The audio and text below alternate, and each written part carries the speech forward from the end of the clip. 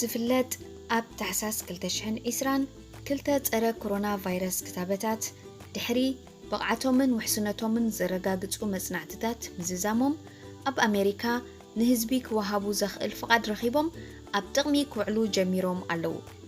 ብመሰረት ናይቶም ብድምር ልዕሊ 75,000 ሰባት ዝተሳተፍዎም መጽናዕትታት ክልቲኦም ክታበታት ኣስታት 95 ሚእታዊት ብቕዓት ከም ዘለዎም ተገሊጹሎ።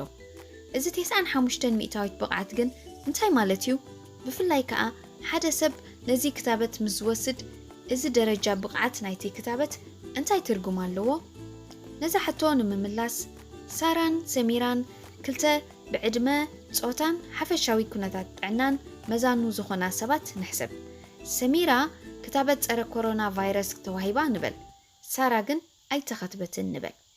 ሕጂ ክልቲአን ሳራን ሰሚራን ብኮሮና ቫይረስ እንድሕር ተለኺፈን እቲ ክታበት 95 ሚእታዊት ብቕዓት ስለ ዘለዎ እሞ ከዓ ሰሚራ ስለ ዝተኸትበት ብመንፅር ናይታ መዘና ሰሚራ ዝኾነት ግን ከዓ ዘይተኸትበት ሳራ ክረአ ከሎ ናይ ሰሚራ ብሰንኪ ኮሮና ቫይረስ ምልከፋ ሕማም ኮቪድን ምስኡ ዝኸዱ ምልክታትን ከም ረስኒ፣ ሕፅረት እስትንፋስ ወዘተ ናይ ምምዕባል ዘለዋ ተኽእሎ ብኣስታት 19 ዕፅፊ ወይ ድማ 95 ሚእታዊት ዝወሓደ ይኸውን ማለት እዩ።